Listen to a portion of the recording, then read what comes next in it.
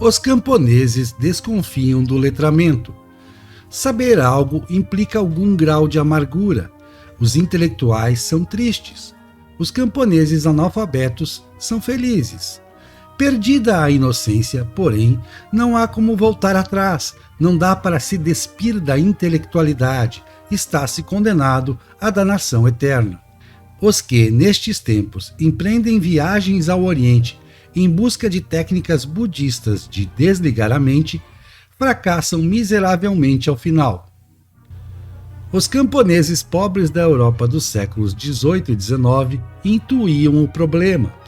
Não poucos resistiram à ordem de deixar seus filhos frequentar uma escola. Muitos intelectuais europeus da mesma época concordavam. Seria uma pena tirar o povo de sua feliz ignorância.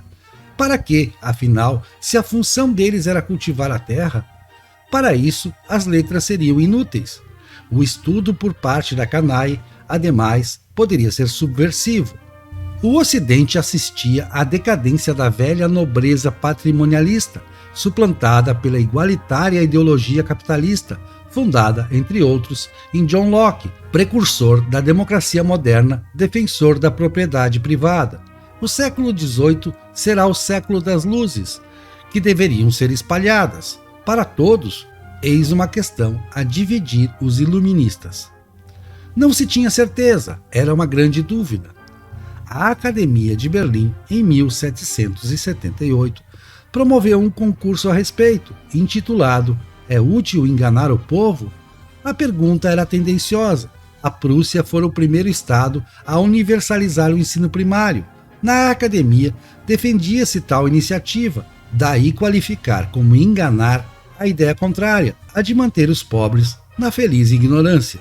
Os acadêmicos berlinenses selecionaram 33 trabalhos no concurso, 20 respondendo não à pergunta desafio, 13 dizendo sim. Um livro de Voltaire, por exemplo, só poderia fazer mal a um lavrador. Um ensaio de cada posição foi premiado. O caso ainda não estava decidido. Haveria marchas e contramarchas no Ocidente.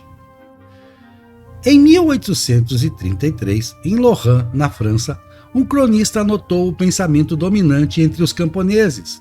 Ensinar todos a ler era ruim, pois faltariam braços para a agricultura.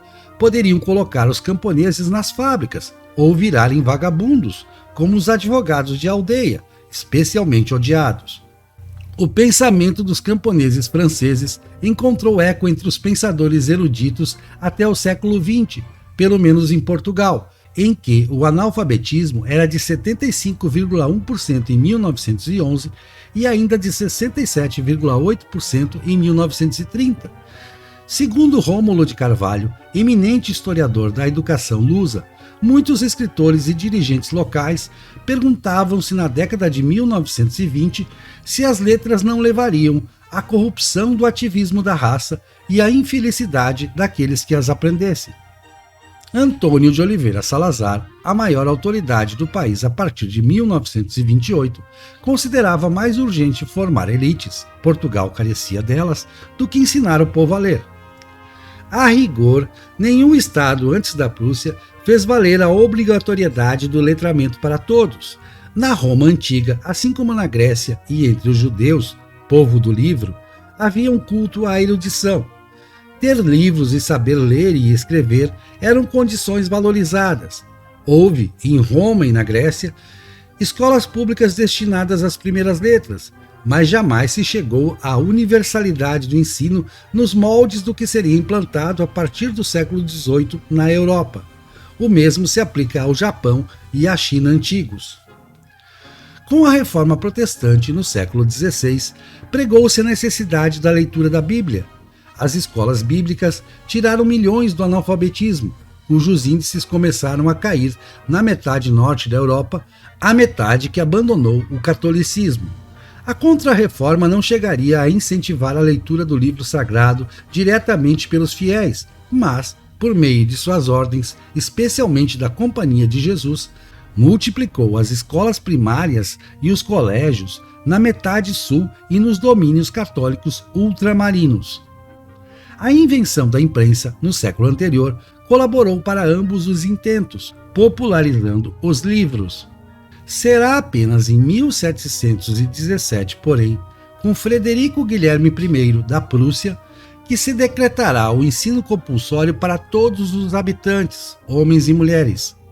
A medida teve efeitos práticos, mas teria de ser reforçada por outro decreto, de Frederico II, em 1763, determinando o ensino obrigatório dos 5 aos 13 anos de idade e definindo o currículo: leitura, aritmética básica, escrita e religião.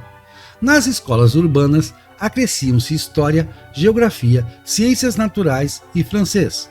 A rainha católica Maria Teresa, da Áustria, copiaria o sistema para seu país em 1774.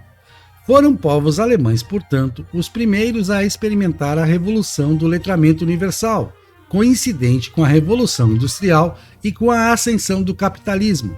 A Alemanha, unificada no século XIX, viveria períodos de intensa prosperidade e exuberância intelectual e técnica. Todavia, como nem tudo é perfeito, produziria na contramão um ditador abominável, alerta de que a educação não é um elixir mágico, não torna o povo imune a cometer erros históricos. A ascensão do cabo austríaco, como antes fora a de Stalin na Rússia, deveu-se em parte ao rancor contra os intelectuais, contra os letrados de ideias sofisticadas, pelas massas conduzidas por um frenesi contra a diversidade de ideias. Também na China de Mao Tse-tung e no Camboja de Pol Pot, ambos os ditadores aproveitar-se-iam da velha desconfiança camponesa quanto à utilidade da educação primária, promovendo campanhas de reeducação dos professores, eufemismo para a eliminação do ensino fundamental. No Camboja, também de qualquer outro, mestres que fossem considerados intelectuais eram submetidos a trabalhos degradantes, humilhados em público ou mortos. John Locke, um dos mais importantes teóricos do liberalismo econômico, pregou a universalização do ensino primário. Outros pensadores da mesma época ficaram em dúvida.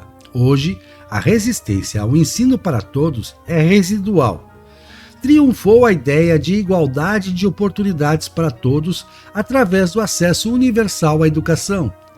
Porém, a tentadora proposta de que se pode ser mais feliz sem as letras ou sem conhecimentos científicos persiste. O apelo a um viver simplesmente viver, sem preocupação com a soma da sabedoria adquirida em milhares de anos e acumulada justamente pela ferramenta da escrita, está nas entrelinhas de muitos discursos contemporâneos anticapitalistas. Nota 1. Salazar começou a exercer o poder em Portugal em 1928, na condição de ministro da Fazenda, depois de presidente do Conselho de Ministros, nele permanecendo por 40 anos. Na prática, foi o principal mandatário luso até 1968.